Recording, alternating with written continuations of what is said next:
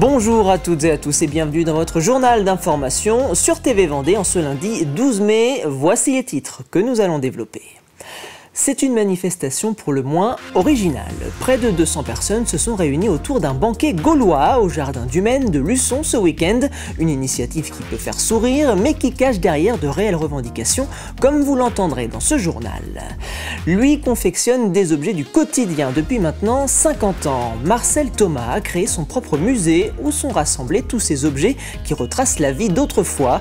Un musée qu'il a exceptionnellement ouvert au public ce week-end pour la bonne cause.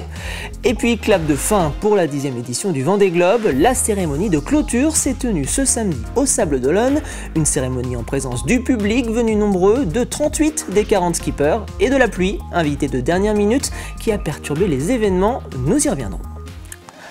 Mais on commence ce journal avec l'appel à la mobilisation par plusieurs syndicats pour ce mardi 13 mai. Des manifestations en Vendée qui visent notamment la volonté de fermeture de lits dans les hôpitaux de Luçon ou Fontenay-le-Comte. CGT, FSU Solidaire et UNSA Vendée réclament également une réduction des effectifs d'élèves dans les classes liées à la baisse démographique ou encore la fidélisation des fonctionnaires en maintenant des conditions salariales attractives.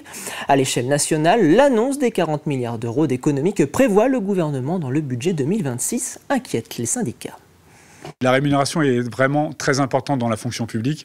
On s'aperçoit qu'on a des collègues qui sont catégorisés, c'est-à-dire des collègues qui ont des salaires très bas et eux, ils vont être les premiers impactés si on commence à toucher à leur rémunération. Il y a déjà beaucoup de mal à les recruter, déjà beaucoup de mal à les fidéliser sur les postes. On nous annonce qu'en cas d'arrêt maladie, et ça, quand on est malade, c'est pas quelque chose qu'on décide nous-mêmes, eh bien, on va nous payer qu'à 90% pendant cette période et on aura ce jour de carence qui devra être mis en place. Et là, on se dit que pour ces personnels qui sont très peu rémunérés, eh bien, ça va être très difficile lorsqu'ils vont être atteints par la maladie et qu'ils vont devoir s'arrêter de travailler. Et justement, vous avez peut-être croisé ce week-end des Gaulois et des Romains rassemblés autour d'un banquet dans le jardin du Maine de Luçon. Il s'agissait en fait d'une manifestation organisée par l'association d'usagers pour la défense du service public. Près de 200 personnes se sont rassemblées à l'instar des célèbres personnages de René Goscinny et Albert Uderzo afin de défendre la qualité des services publics de leur territoire. Mathis Pires est allé à la rencontre de ces irréductibles Vendéens. Autour de ce banquet, Gaulois et Romains se confondent. Ils se font appeler les irréductibles, comme dans la bande dessinée Astérix et Obélix. Je suis déguisé en Obélix. Obélux. Avec un ancien casque de moto, et comme je n'ai pas trouvé de cornes, j'ai mis des ustensiles de cuisine. Mais ici, ils ne combattent pas les Romains, mais défendent plutôt les services publics. Les services publics sont notre bien commun, garant de notre devise liberté, égalité, fraternité. Au total, près de 200 personnes sont venues participer au banquet gaulois. On est aussi dans la convivialité et que nos revendications, elles peuvent passer par une autre façon de faire, un plus que la manifestation. L'histoire autour de cette manifestation, pas comme les autres, remonte à 2021. Depuis 4 ans, tous les vendredis, des membres de l'association d'usagers pour la défense du service public se retrouvent devant les urgences de Luçon et veillent au maintien de ce service. On est vraiment sur la défense du service public dans le pays de Luçon. En particulier, il y a eu la gare, il y a eu l'hôpital et il y a toujours l'hôpital. On est un petit peu considérés comme les irréductibles Gaulois par rapport aux autres. Et donc, on a eu l'idée de mener notre combat sous une forme un peu événementielle et une autre façon que la manifestation ou la pétition. Et comme ça, c'est un des slogans d'Astérix. Et on s'est un petit peu, on a gardé un petit peu cette information et on trouvait ça amusant et c'était un bon sujet. Certains présents au banquet ce dimanche participeront aussi à la manifestation prévue ce mardi. La CGT, FSU, Solidaire et UNSA appellent à la mobilisation pour la protection de la fonction publique.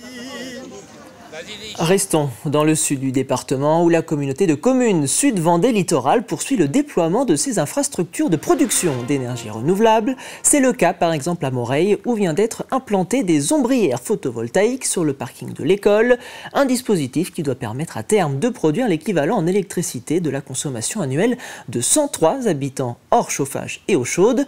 L'objectif de Sud Vendée Littoral pour 2030, atteindre la barre des 25% de la production d'énergie couverte par le renouvelable. Ici, vous avez un exemple avec l'ombrière de Moreil, mais qui fait partie finalement d'une première grappe de travaux où on a réalisé aussi des ombrières à l'Aiguillon-la-Presqu'île. On va réaliser aussi du photovoltaïque sur le bâtiment, sur les bâtiments à Luçon et notamment sur le centre intercommunal. Et donc, cette première grappe de travaux à hauteur de 1 200 000 € de travaux portés par cette société vient conforter cette ambition du plan climat-air-énergie. Et pour donner une illustration de cette première grappe de travaux, c'est à peu près 400 habitants qui vont être couverts par ce photovoltaïque. Entre 2021 et 2024, nous avons déjà progressé en termes de production d'énergie renouvelable de 55%. Direction désormais la commune de Vendrennes, où Marcel Thomas collectionne avec passion des objets du quotidien d'autrefois qu'il expose dans son musée personnel, un musée qu'il a exceptionnellement ouvert au public les 10 et 11 mai dernier, au profit d'une cause défendue par l'association locale Une Église pour Vendrennes. Cette dernière est en effet engagée dans la rénovation de l'édifice religieux, fermé depuis maintenant 5 ans en raison de la fragilité de sa structure. Ça va de la naissance jusqu'à la mort. Ce qui veut dire qu'à l'entrée, vous allez voir quelques berceaux, quelques landaux, quelques jouets. Enfin, c'est pas immense parce que malheureusement, c'est condensé. Et après, il y a toutes les étapes pour la vie, c'est-à-dire le paysan, le charron, le forgeron, l'école, la chapelle et surtout la cave. Voilà, on est en Vendée. Et ça se termine comme ça doit se terminer, voilà, par la fin, c'est-à-dire avec quelques corbillards, et puis voilà. Actuellement, l'église est fermée depuis 2020, octobre 2020, pour des raisons de sécurité.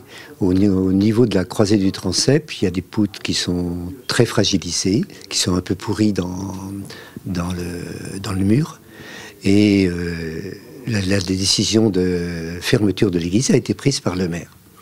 Donc, nous voudrions que cette église soit réouverte, par conséquent qu'elle soit réparée d'abord. Le chapitre de la 10e édition du Vendée Globe a officiellement été refermé ce samedi à l'occasion de la cérémonie de remise des prix qui s'est tenue au Sable d'Olonne, une soirée très attendue qui a été quelque peu gâchée par la pluie qui s'est invitée. Le public venu en nombre au bord du Chenal n'a également pas pu assister au show de drones initialement prévu en raison des conditions climatiques.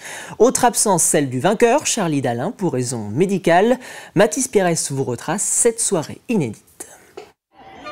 3 mois et demi de course, officiellement terminée, avec comme spectacle une parade des skippers sur le mythique Chenal.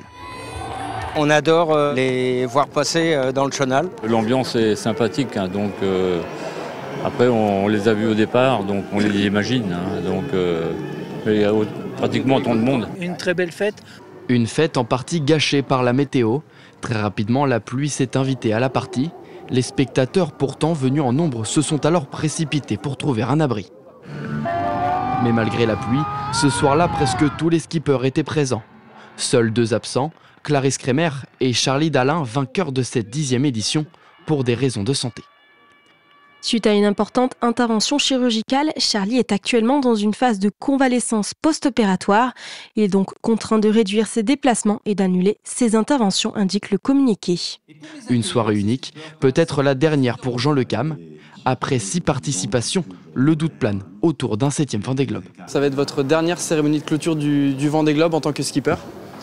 Bah ça on verra bien, parce que on ne sait pas exactement, mais oui sans doute. Vous ne savez pas encore? Non. C'est pas officiel?